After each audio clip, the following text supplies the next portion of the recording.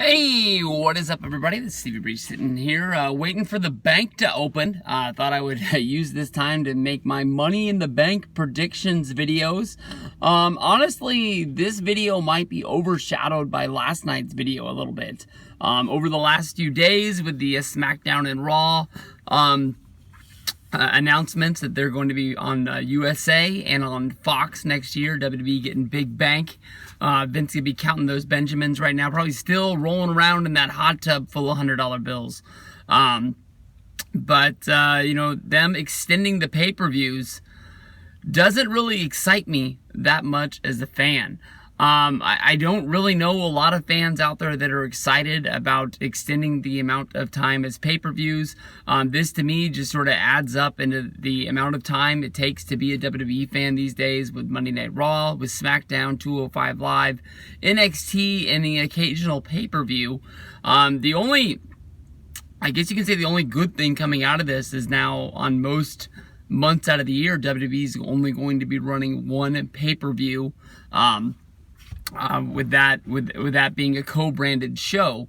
To me, honestly, I really liked having SmackDown and Raw exclusive pay-per-views, even though 2 3-hour shows is more than one 4-hour show. I thought the pacing of the events was better. I thought that I was able to sit through them and enjoy them. I don't really sit through a lot of Monday Night Raws or SmackDowns. I can honestly tell you, the last time I watched a full episode of Monday Night Raw was more than likely the Monday Night Raw I was at WrestleMania 32. I very rarely, I'll come in at the end, I'll watch the beginning, I'll watch until the point I lose interest.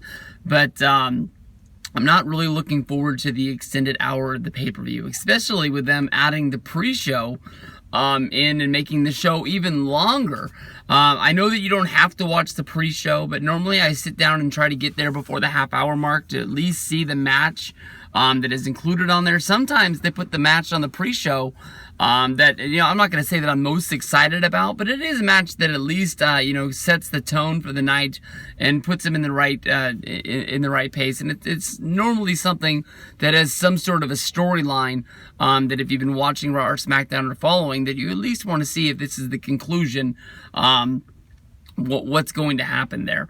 Money in the Bank, honestly, consistently is a really good show. That being said, I haven't watched the last 2 Money in the Bank events. I did watch the SmackDown Women's Money in the Bank rematch that was held on SmackDown. I thought that was pretty cool. I don't know what was going on in my life that made me miss the last 2 Money in the Banks, but I guarantee would tell you I'm not going to miss this one. Money in the Bank is always sort of the kickoff to the summer, getting us to SummerSlam. Once those Money in the Bank briefcases are in play, they always make it pretty fun. I know that whenever you're thinking about what's going to happen on a specific pay-per-view, you have to be wondering, where that Money in the Bank is, where that person is on the card. Do they have any interaction with anything going on with the championship?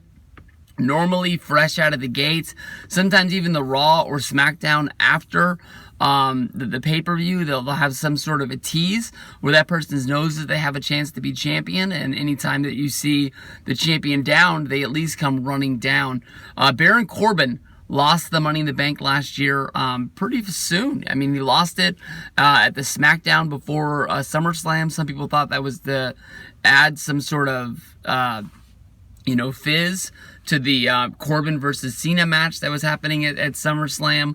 It didn't really work. Carmella ended up holding the Money in the Bank all the way until the night, was it the night after WrestleMania? Well, no, it was on SmackDown. So it was 2 nights after WrestleMania, the SmackDown after Mania.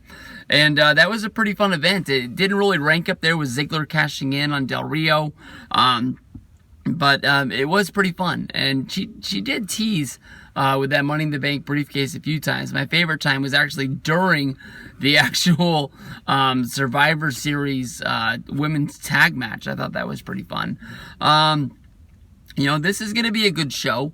They have some good matches on there. Of course, the men's Money in the Bank, I'm really leaning towards Finn Balor winning that one. The women's one is sort of up in the air. There's even one gauntlet match that's going to be taking place on Monday Night Raw. There's a lot of names that are going to be in there, especially you've got, Liv Morgan, you've got the Bayley, you've got Sasha Banks. There are some names that still could go in there. Dana Brooke is always one of my favorites. I don't think she's going to win it, but she's always somebody that I like watching on TV. And I think that she does have a good character. Someday that WWE's going to flip the switch and she'll start getting some wins again. More than likely, it's going to be, Sasha or Bayley that gets added into that match. And it's going to make that even more up in the air for what's going to happen at the Money in the Bank pay-per-view. How both of those girls, or at least one of them, could not be a part of the Women's Money in the Bank match. I don't know, seeing how both of them are two of the most popular girls that they have in WWE. That one's going to be up in the air. Roman Reigns versus Jinder Mahal is a little bit of a head scratcher. Doesn't make a lot of sense to me why. But I guess if Brock Lesnar's not going to be there, Roman has to be doing something. And I guess you don't want him in the Money in the Bank because you have a plan for somebody to win it. And you don't want it to make you don't want to make it look like he's going to lose. Shinsuke Nakamura going up against AJ Styles. That should be a good match, but with this being the fourth time, WrestleMania, World's Greatest Royal Rumble, Backlash, and the SmackDown match, this is going to be the fifth time they've been in there. The SmackDown match was pretty fun, but the other ones have really made us basically hope that this is going to be the last time we see these guys in the ring for a long time. Not really jumping out of the gate as having a long feud is fun, but if the matches aren't delivering, you just get to the point where you're like, let's just get this over with. I want to see AJ keep the championship. I want to see Shinsuke win it. I don't really want him win it this way. So it might even be that I'm hoping that, that AJ wins and Nakamura just goes away for a while and finds another feud to be involved in, because I don't know. He should have won it the first time. If not the first time, he should have won it the second time. So I have no clue what these guys are doing. Hopefully we don't see anybody kicking each other in the balls. Falls count anywhere. Those matches are always fun. The stipulations, WWE always finds a way to deliver on them. So we'll see what goes down with this one. You got the Club. They got a chance to go after the tag team titles. It's been a while since they were getting wins and on Monday Night Raw, and for them to move over to SmackDown and then get a win over the Usos to become the number one contender, that's a pretty big deal for them. I know that they've been having a lot of matches, like six-man matches with AJ Styles at house shows and things like that, so that's given them a pretty good rub. And to see them, mean something.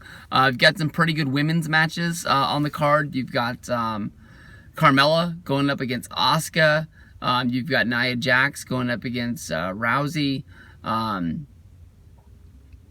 What the hell else is going on? I guess Charlotte's not. No, Charlotte's in the Money in the Bank thing. So yeah, those are the two big women's matches that are going down. This looks like it's a pretty good show.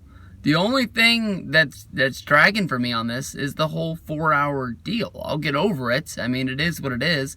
I know that there's going to be cards that I look at, and basically it's going to be the 4-hour mark that's going to say, hey, this one isn't for me. I'll just basically find out what happens on Twitter, and that's going to be good with me. Probably some sort of Nakamura versus Randy Orton main event that just sort of makes me, it is what it is.